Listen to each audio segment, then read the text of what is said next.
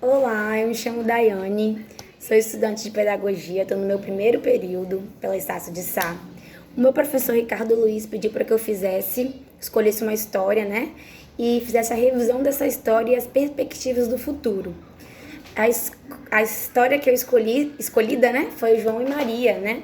Que é uma história que acontece no século XIX, na Idade Média, que tem a narrativa central a falta de dinheiro, né? A pobreza da época. Assim como muitas crianças brasileiras não têm o mínimo de igualdade, direito à educação, têm as condições socioeconômicas mínimas, João e Maria passavam por isso, né? E ela morava com seu pai e sua madrasta. A madrasta é uma mulher muito má. E o pai saía para trabalhar, né? E deixava as crianças com ela. E o que aconteceu? Certo dia, a madrasta resolveu levar as crianças para a floresta e abandonar as crianças lá. E aí, as crianças encontraram uma casa de doce. Aí que entra um pouco da fantasia da história.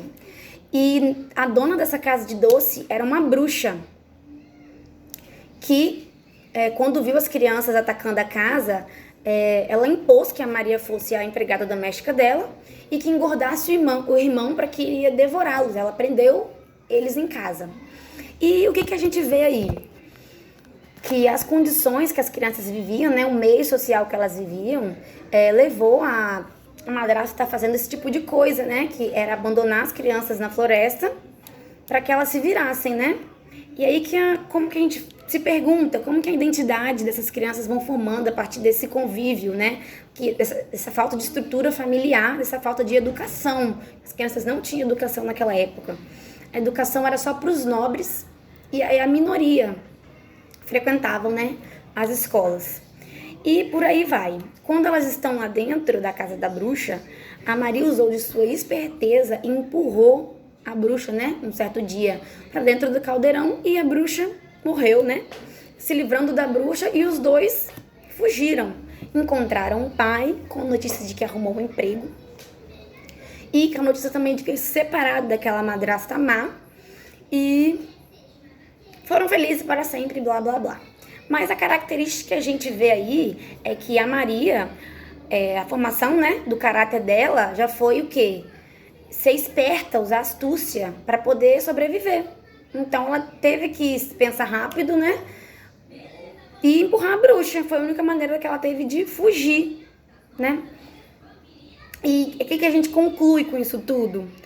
Muitas crianças hoje em dia não são abandonadas na floresta, mas estão dentro das suas casas, tendo que os pais trabalhar por horas exaustivas, né, para conseguir um mínimo de condição de sobrevivência possível, ou até mesmo às vezes tendo que botar as crianças para se sujeitar também ao trabalho infantil.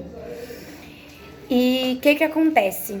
No século XIX, né, na Idade Média, as crianças elas seguiam o mesmo passo dos seus pais. A educação delas era cultural, né? Ela seguia o mesmo passo dos pais. Os filhos eram agricultores, assim como os pais, trabalhavam em fábricas, as meninas também trabalhavam em fábricas, as escolas eram muito longe da área rural, né? Provavelmente era longe das escolas de João e Maria, longe da casa de João e Maria, eles também não tinham acesso a essa educação, né? A escola. E eles trabalhavam bastante, os pais trabalhavam bastante para ter o mínimo de sobrevivência. E quando a bruxa fala, né, ela impõe que Maria seja empregada doméstica, aí que a gente vê uma característica da época também, que as crianças eram educadas, as meninas, né, para serem empregadas domésticas. E hoje em dia, quantos Joãos e quantas Marias também que ainda existem, apesar do direito da educação, o direito da igualdade ser lei, por si só, a lei não impõe que as pessoas, né, e as crianças sejam respeitadas. Ainda existe muitos Joãos e muitas Marias nessas condições. E nós não podemos mudar 100%, né? Apesar de ter mudado bastante de lá para cá, não mudamos 100%. Mas já mudamos bastante e a gente torce para que melhore cada vez mais. E é isso, eu espero que eu tenha atingido o objetivo. E muito obrigada.